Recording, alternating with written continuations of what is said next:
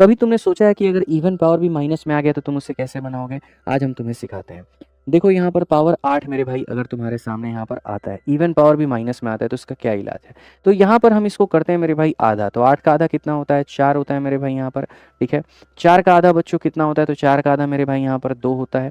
और 2 का आधा मेरे भाई यहाँ पर कितना होता है? 2 का आधा मेरे भाई यहाँ पर 1 होता है। और लास्ट में जब यहाँ पर तुम इसको बंद करते हो ना, तो जैसे प्लस दिया गया तो उसको क्या करोगे? तो माइनस के साथ में बंद कर दोगे। क्या करोगे? माइनस के साथ में बंद कर दो। सर यहाँ देखिए, तो यहाँ जो प्लस वाली वैल्यू है ये हमारी कितनी है? 3√2 है। ये कितनी है हमारी? 3√2 है, ठीक है।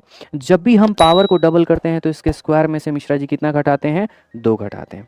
पावर को डबल करने का मतलब स्क्वायर में से 2 घटाना। इसका स्क्वायर कितना होगा? 3 का स्क्वायर 9 और इंटू 2 18। तो मेरे भाई यहाँ पर 18 में से हम 2 घटा देंगे तो कितना हो जाएगा? 16।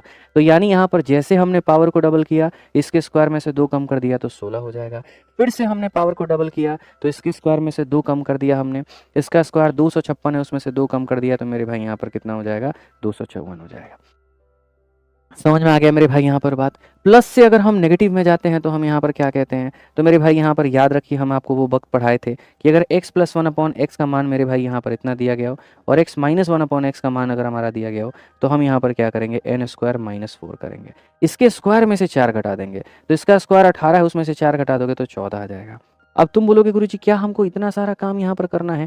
और बिल्कुल भी मेरे भाई यहाँ पर तुम्हें ये काम नहीं करना है। 14 करके रूट लगा देना मेरे भाई, 14 करके क्या लगा देना? रूट लगा देना। इस बात को यहाँ पर ध्यान रखना, ठीक है। तो √14 का मेरे भाई यहाँ पर कहीं ना कहीं जो है इस तरीके से जिक्र कर देना कि इसके स्क्वायर में से 4 घटा करके रूट लगाना है, और वो तुमने यहाँ पर किया है। अब क्या मेरे भाई यहाँ पर तुम इतना मेहनत करने जाओगे? तो मैं सजेस्ट नहीं करूंगा इतनी मेहनत करो। मैं सीधा सीधा एक सजेशन दूंगा, एक तो तुम यूनिट डिजिट से जा सकते हो, नहीं तो डिविजिबिलिटी से चले जाओ।